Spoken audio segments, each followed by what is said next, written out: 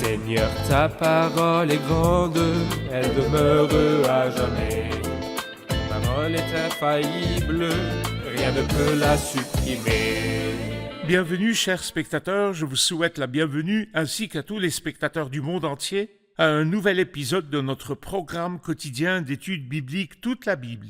Dans notre étude, nous avons atteint le dernier chapitre de l'Épître aux Colossiens, chapitre 4, de l'Épître aux Colossiens et le dernier épisode de l'Épître aux Colossiens. 11 épisodes pour cette grande épître, l'Épître de la richesse, l'Épître de la prison, écrite par l'apôtre Paul de sa prison à Rome et qui parle des gloires du Christ. Permettez-moi, au début de l'épisode, de souhaiter la bienvenue à mon invité, le serviteur du Seigneur, Frère Youssef Riyad. Bienvenue, Frère Youssef. Nous accueillons également les invités qui sont avec nous. Bienvenue. Frère Youssef, donnez-nous une idée sur le chapitre 4, le dernier chapitre de cet épître. Le chapitre 4 est composé de 3 thèmes.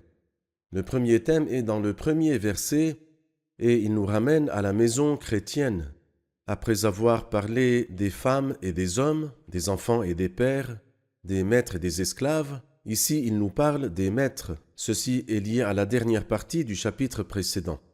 Et ensuite, du verset 2 jusqu'au verset 6, nous amène également à un thème qu'il avait commencé avant, qui parle des exhortations pratiques et qui a commencé du chapitre 3, verset 5 et la suite.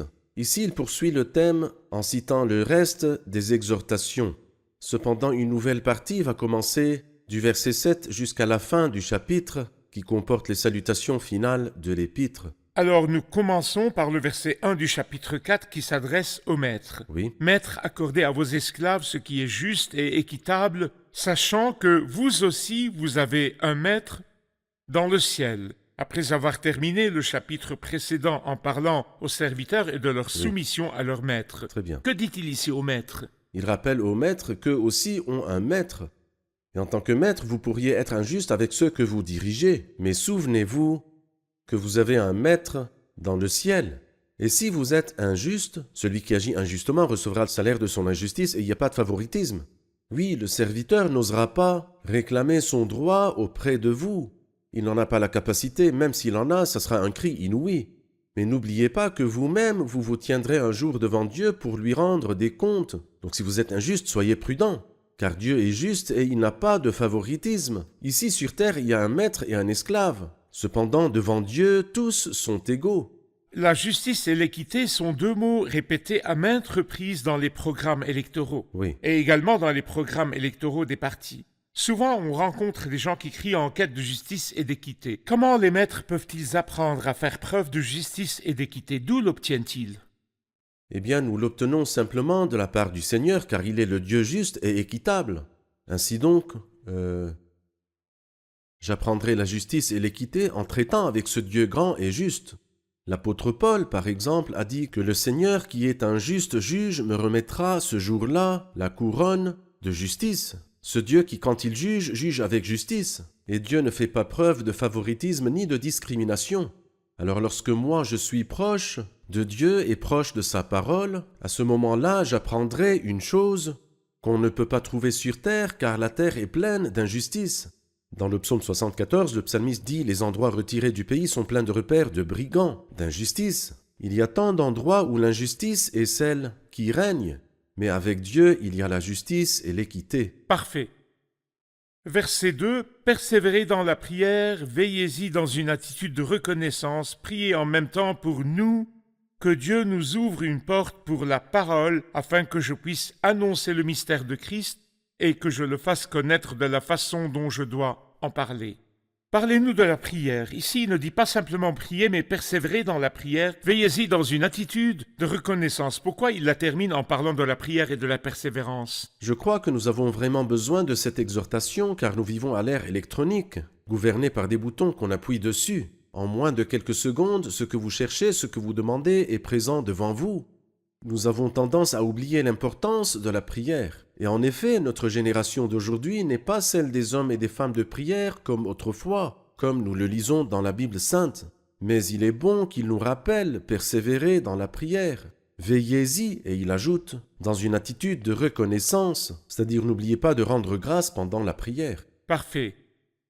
Dans la vie d'un agriculteur, lorsqu'il se rend dans son champ pendant la récolte, après avoir récolté son champ et avoir ramené la moisson, les cultures, les produits dans des sacs, Oui, il nous dit qu'il doit s'assurer de fermer soigneusement les sacs, car il est possible c'est beau. que ce que vous avez recueilli tombe et ce que vous avez récolté se perde. Je crois que l'apôtre Paul, même dans l'épître aux Éphésiens, après leur avoir présenté ce riche enseignement, il emballe. Oui. À la fin du chapitre, il met en évidence la Oui. prière. Comme sans la prière, tout ce que vous avez appris perdu. sera perdu. C'est pourquoi il dit persévérez dans la prière, veillez-y dans une attitude de reconnaissance, priez en même temps pour nous. Pour nous. Alors prier les uns pour les autres en tant que croyants est une bonne chose, mais Paul a-t-il aussi besoin de prière? Oui. Pourquoi?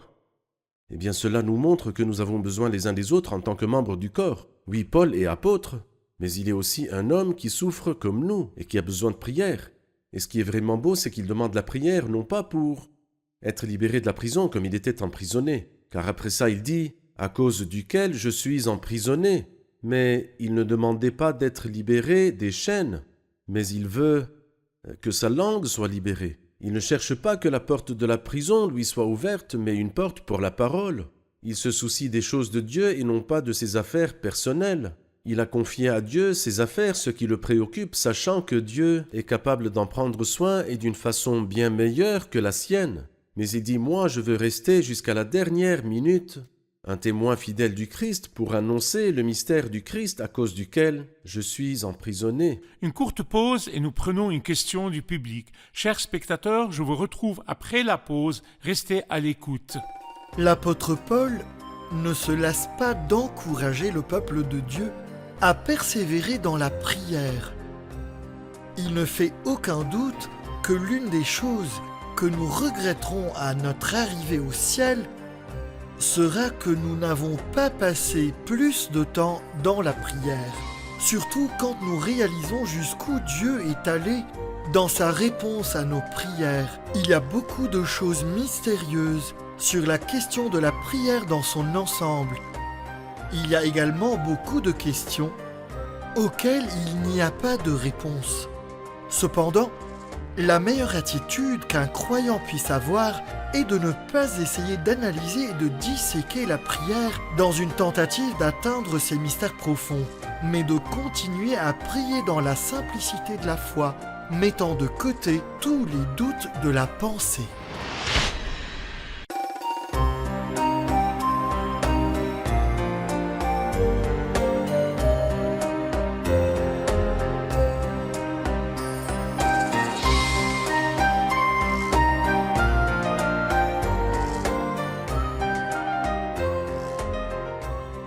Nous sommes de retour, chers spectateurs, pour répondre à une question de notre public. Quel est le mystère du Christ mentionné au verset 3? Et y a-t-il des mystères dans le christianisme? Frère Youssef, le christianisme a-t-il des mystères? La Bible mentionne des mystères. Il y a environ 7 mystères dans la Bible sainte. Et en fait, je ne parle pas des mystères qui ont été créés par l'homme. Ce n'est pas de ceux-là dont l'apôtre parle ici. Mais la Bible sainte contient-elle des mystères? Oui, elle contient au moins 7 mystères. Par exemple, je mentionne 2 mystères qui sont décrits comme grands mystères. Le premier grand mystère est dans 1 Timothée, le mystère de la piété. Le mystère est grand, de la Dieu piété. est apparu comme un homme. Et aussi, ce mystère est grand, et je dis cela par rapport à Christ et à l'Église. Le Christ en tant que tête ou chef, lié à l'Église comme son corps, est un mystère. Oui, le christianisme recèle bien de nombreux mystères. Et qu'est-ce qu'un mystère? Certaines personnes croient, et ceci est faux, qu'un mystère est une chose magique, ambiguë, incompréhensible, indiscutable. Il est comme ça. Non, le christianisme ne concerne pas du tout ce genre de mystère. Mais un mystère est une chose qui n'a pas été révélée aux humains, même pas par des signes précurseurs dans l'Ancien Testament. Mais après avoir été révélé, ce n'est plus un mystère. Exactement. Comme par exemple le mystère de l'enlèvement. Voici, je vous dis, un mystère. Nous ne mourrons pas tous, mais tous nous serons transformés. Peut-on trouver une telle chose dans l'Ancien Testament? Non. Mais l'apôtre Paul l'a révélé et l'a clarifié. Et après avoir été révélé, ce n'est plus un mystère. Parfait. Vous avez mentionné le mystère de l'enlèvement et aussi le mystère de la piété. Et grand, Dieu est apparu comme un homme, mais vous avez aussi dit qu'il y a 7 mystères. Oui. Pouvez-vous nous dire le reste? Par exemple, il y a un mystère très important. le mystère que nous trouvons dans Romains chapitre 11. En effet, je ne veux pas, frères et sœurs, que vous ignoriez ce mystère pour que vous ne vous preniez pas pour des sages. Une partie d'Israël est tombée dans l'endurcissement jusqu'à ce que l'ensemble des non-juifs soit entré. Et par exemple, dans 1 Timothée chapitre 3, ils doivent garder le mystère de la foi avec une conscience pure. Par exemple, dans Apocalypse 1, il nous parle du mystère des 7 étoiles que tu as vues dans ma main droite et des 7 chandeliers d'or. Et dans Apocalypse 17, un mystère, Babylone la grande, mère des prostituées et des abominations de la terre. Ces mystères, Et le mystère de l'impiété. le mystère de l'impiété agit déjà, tout à fait. Parfait. Tels sont les mystères. Ce qui est entendu ici, c'est le mystère du Christ. Quel est ce mystère du Christ dont il a parlé auparavant? C'est le thème de l'épître. Le thème de l'épître qui est le lien Christ du et la Christ tête, avec oui. l'Église en tant que Très bien. corps. Très bien. Parfait. Il met en évidence ce mystère en disant à cause duquel je suis emprisonné et que je le fasse connaître de la façon dont je dois en parler. Oui. Ainsi, la conséquence du combat de Paul au service de ce mystère, il a été enchaîné. C'est Mais vrai. il ajoute et que je le fasse connaître de la façon dont je dois en parler. Votre commentaire sur ces paroles? Eh bien, il veut clarifier le mystère ou l'expliquer par tous les moyens dans sa pureté. Et c'est pourquoi il demande l'aide du Saint-Esprit. Et il demande à ses frères de prier pour lui afin que ce mystère soit bien manifesté. Et il paraît que l'apôtre Paul n'a pas seulement parlé de l'Évangile tel que nous l'avons compris au chapitre 1, mais aussi de ce mystère afin de présenter à Dieu toute personne devenue adulte en Jésus-Christ. Ainsi nous proclamons ce mystère. C'est pourquoi je veux proclamer ce mystère comme il se doit, comme il faut qu'il soit proclamé. Parfait. Conduisez-vous avec sagesse envers les gens de l'extérieur et rachetez le temps. Qui sont les gens de l'extérieur et que signifie se conduire avec sagesse pour racheter le temps? Il est évident qu'il y a ceux qui sont à l'extérieur et ceux qui sont à l'intérieur. Ceci est mentionné dans 1 Corinthiens chapitre 5, n'est-ce pas ceux de l'intérieur que vous devez juger? Les gens de l'extérieur, Dieu les jugera. Il y a donc 2 cercles. À l'intérieur, c'est le cercle de la communion. À l'extérieur, le cercle du témoignage. Je suis doublement responsable, je dois témoigner à ceux qui sont à l'extérieur et ceux à l'intérieur. J'ai une communion avec eux. Donc conduisez-vous avec sagesse envers les gens de l'extérieur. Il veut dire que je dois témoigner devant les gens qui sont méchants. Ne perdez pas de temps. Rachetez le temps et agissez avec sagesse. Conduisez-vous avec sagesse et rachetez le temps, car les jours sont mauvais. Je ne reverrai peut-être jamais la personne qui est devant moi maintenant. Si je rachète mon temps en témoignant devant elle, alors je me conduis en sagesse. Qu'est-ce que la rédemption du temps? Pouvez-vous nous en Ne dire pas plus perdre à ce sujet? l'opportunité. On dit qu'une opportunité est comme une chose douce, avec un crochet à l'avant et totalement lisse à l'arrière, dans le sens que si elle passe devant toi, Elle n'arrive qu'une fois. tu ne peux pas l'attraper de nouveau. Donc si elle passe, c'est fini, car elle a un crochet à l'avant, de façon que lorsque tu le vois venir vers toi, tiens-le, attrape-le. Ne perdez pas cette chance. Si vous perdez la chance, alors oubliez de la retrouver. Parfait. Les occasions de témoigner devant ceux qui sont à l'extérieur, les occasions de parler du Seigneur, les occasions de montrer une vie chrétienne respectée. Si le Seigneur envoie quelqu'un sur mon chemin en moyen de transport, je lui parle du Seigneur comme je ne sais pas Je si je le sympathise verrai. avec quelqu'un, j'ai compassion d'un autre. Je vois quelqu'un, ne veux-tu pas montrer le Christ? Le témoignage n'est-il pas montrer le Christ? Qu'aurait fait le Christ s'il avait vu ce pauvre homme? L'aurait-il ignoré? Non, ce sont le Lévitique et le prêtre qui ont abandonné l'homme blessé. Mais le bon Samaritain s'approcha et prit soin de lui. Ainsi, lorsque je montre les sentiments du Christ, je rachète le temps. Parfait. Verset 6, que votre parole soit toujours pleine de grâce et assaisonnée de sel, afin que vous sachiez comment il faut répondre à chacun. Ici, Paul parle de parole, et il mentionne le sel dans la parole. Que veut-il dire? C'est bien qu'il n'ait pas dit que votre parole soit accompagnée de sel assaisonné de grâce. C'est-à-dire que si le plat principal est salé, ce sera un problème. Et il me demande de manger. Oh! Cependant, le plat est plein de nourriture délicieuse, mais il est aussi assaisonné de sel. Donc vous voulez dire qu'il y a beaucoup de plats de sel. Trop Il y a salé. beaucoup de personnes dont tout le discours est fait de Tout sel. salé et ne peut pas être mangé. Je ne sais pas ce que cela pourrait causer à une personne, ça pourra lui Provoque faire la mal. mort tout droit. Mais nous devons faire en sorte que le plat soit délicieux, mais aussi assaisonné de sel. Le sel est celui de la sainteté et de la grâce. Ainsi, faites attention à ce que le ton dominant de vos paroles habituelles soit la grâce, mais ne les laissez jamais être vides de sainteté. Ainsi, quand je parle avec grâce, je dois m'assurer que mon discours est dépourvu de tout ce qui est contraire à la sainteté. Parfait. Afin que vous sachiez comment il faut répondre à chacun. Que veut-il vraiment dire répondre à chacun? Est-ce que quelqu'un me demande et je réponds? Ou est-ce que j'initie la conversation avec les gens en leur présentant la grâce et le sel que j'ai? Oui, et bien comme l'a dit l'apôtre Pierre, soyez toujours prêts devant tous ceux qui vous en demandent raison. Vous venez de dire que lorsque j'ai une opportunité, je dois la prendre, de peur qu'elle ne revienne plus. Mais si quelqu'un me demande, comment répondrai-je? Je lui réponds d'une manière qui le profite et le construit, non pas qui le détruit. Parfait. Nous devons donc apprendre Parfait. cela. Nous allons faire une pause puis revenir pour prendre une question. Chers spectateurs, nous nous retrouverons après la pause. Restez avec nous.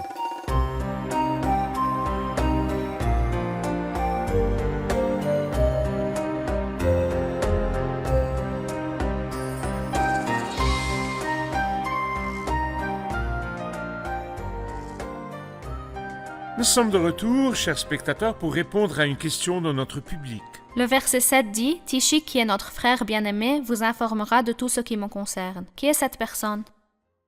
Frère Youssef, nous avons besoin de savoir qui est cette personne qui est à la tête d'une liste de noms à partir du verset 7. Tichik. Il est l'un des compagnons de l'apôtre Paul et il a fait un ministère vraiment excellent.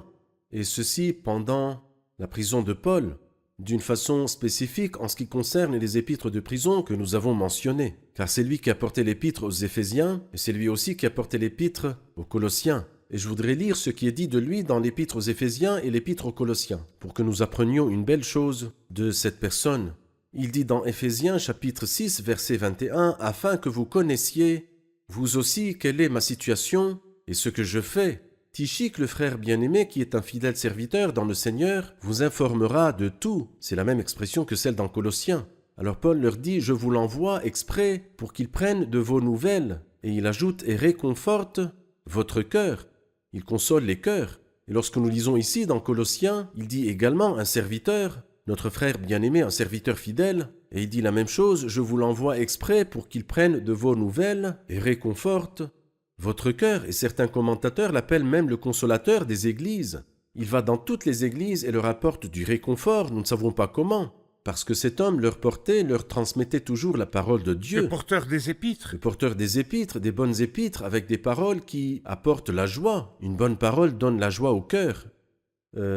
C'est beau d'avoir parmi nous de nombreuses personnes qui soient semblables à Tichik, que dès qu'ils le voient, les frères savent qu'ils seront vraiment consolés. Le frère bien-aimé, le serviteur fidèle. C'est juste. Parfait. Ensuite, il y a une autre personne au verset 9. Il dit « Je l'envoie avec Onésime, le fidèle et bien-aimé frère qui est l'un des vôtres. » Il dit « De tous les deux, ils vous informeront de tout ce qui se passe ici. Parlez-nous d'Onésime, le fidèle et bien-aimé frère. » Eh bien, Onésime n'était pas fidèle, il était un voleur. À vrai dire, cependant, grâce à Dieu, Dieu sauve-t-il des voleurs? Bien sûr, même beaucoup étaient des voleurs.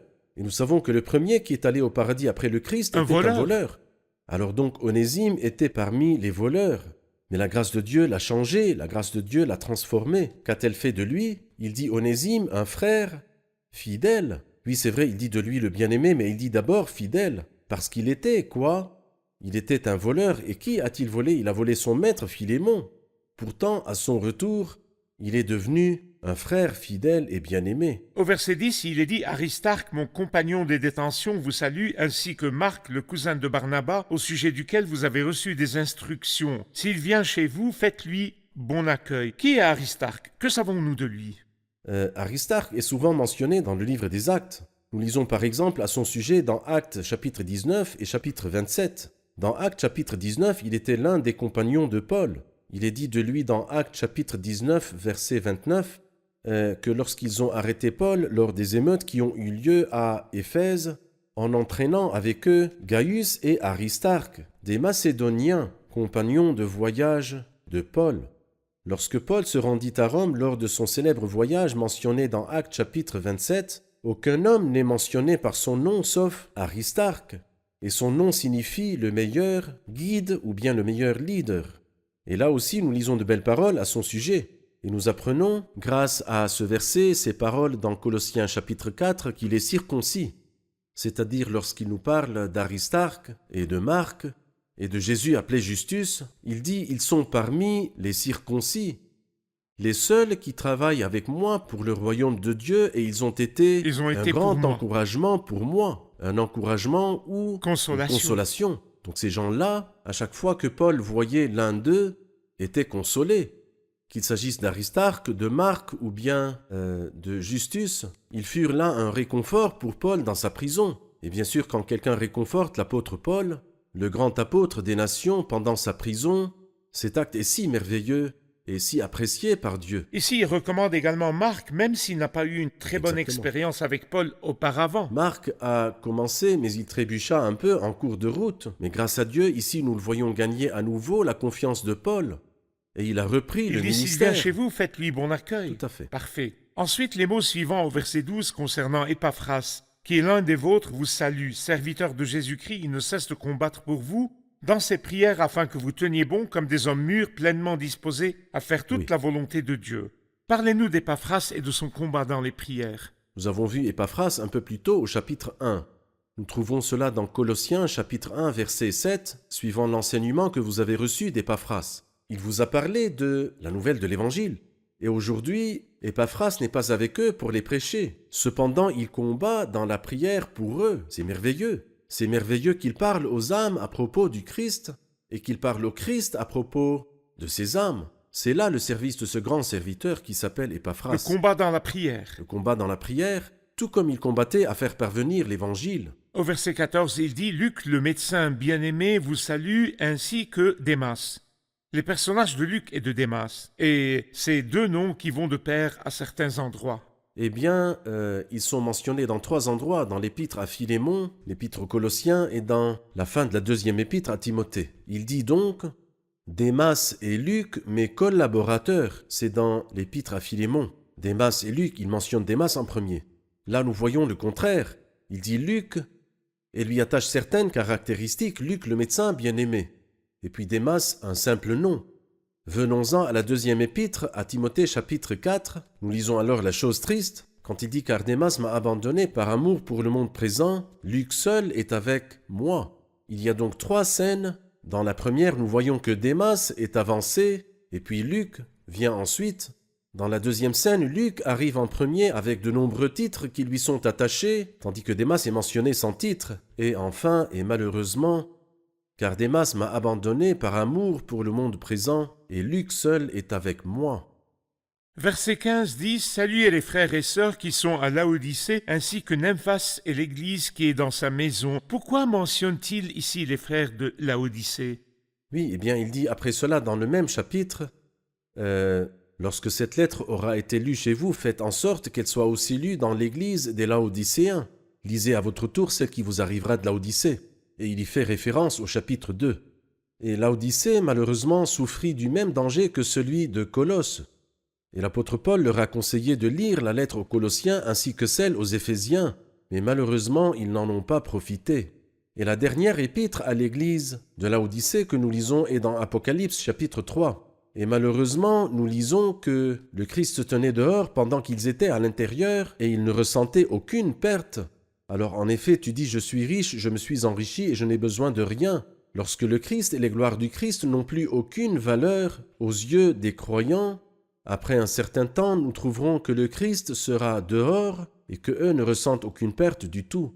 Je voulais m'arrêter à l'expression dite de Nymphas, l'Église qui est dans sa maison. Dans de nombreuses cérémonies de mariage, j'entends le pasteur ou le serviteur responsable disent qu'une église a été formée aujourd'hui. Un homme et sa femme, c'est l'église qui est dans leur maison. Ou bien un groupe de serviteurs qui sont agacés par un pasteur ou un serviteur et décident alors de se rassembler dans une maison en croyant qu'ils forment ainsi une église. Que veut-il dire par le concept de l'église qui est dans sa maison dans ce chapitre? Bien sûr, les concepts que vous venez de mentionner ne sont pas corrects du tout. Alors l'église qui est dans sa maison, eh bien à cette époque-là, il n'était pas possible de construire un lieu pour le culte. Bien sûr, nous savons très bien que l'Église n'est pas un bâtiment, une Église est une communauté de croyants. Mais grâce à Dieu, aujourd'hui, nous avons cette possibilité. Jusqu'à aujourd'hui, certains pays n'autorisent pas de construire des églises. Il n'y a pas de mal s'ils se rassemblent dans une maison. C'est vrai. Mais qui se rassemble? Non pas de personnes qui se querellent avec quelqu'un et qui ouvrent une boutique et l'appellent Église, non. L'Église est toute la communauté des croyants dans cette région.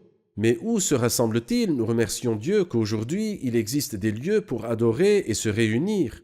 Et si cela n'est pas autorisé, à ce moment-là, peut-on tenir des réunions dans n'importe quelle maison? Oui, bien sûr. En effet, là où 2 ou 3 sont rassemblés en mon nom, je suis au milieu d'eux. Alors donc l'Église est la communauté des croyants qui se rassemblent. Si nous avons un lieu qui est désigné pour le culte, ce serait certainement mieux. Et s'il n'y en a pas, n'importe quel endroit pourrait faire l'affaire, une école, le bord d'une rivière, la maison d'un croyant fera Mais l'affaire. il est certainement faux de donner le nom d'église à n'importe quelle maison nouvellement créée le Non. jour d'un mariage. Non, Ça ne ça marche ne pas. marche pas. C'est parfait.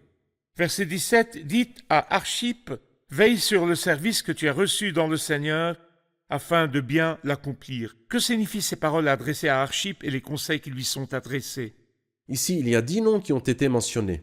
Ils sont mentionnés dans la dernière partie de cet épître, et le dernier d'entre eux était Archippe. Et je crois que pendant qu'ils lisent l'épître, je suppose qu'ils la lisent comme suit. Un frère se tenait là et disait qu'il avait reçu une lettre inspirée par Dieu de l'apôtre Paul et commençait à la lire.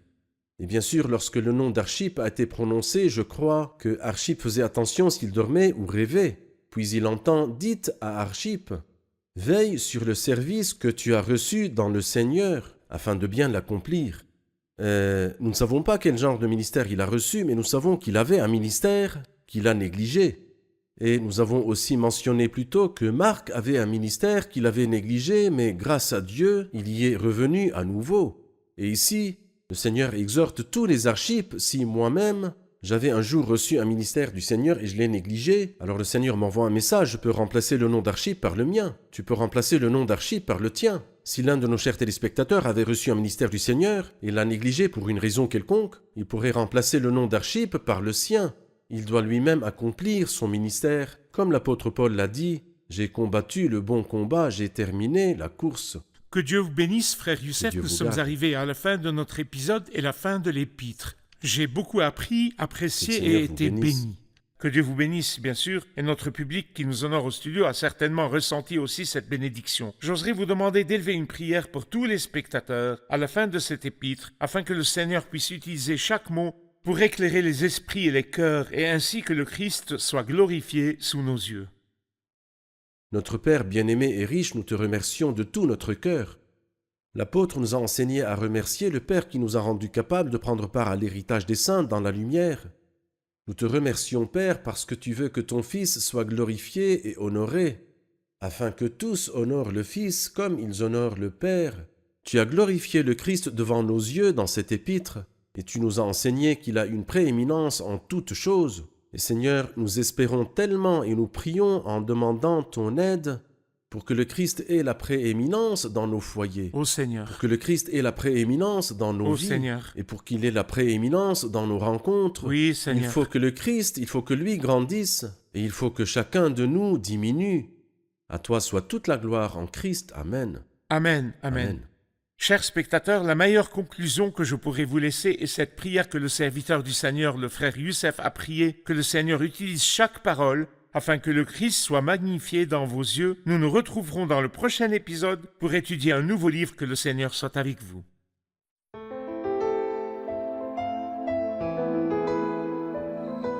Seigneur, ta parole est grande, elle demeure à jamais. Ta parole est infaillible, rien ne peut la supprimer.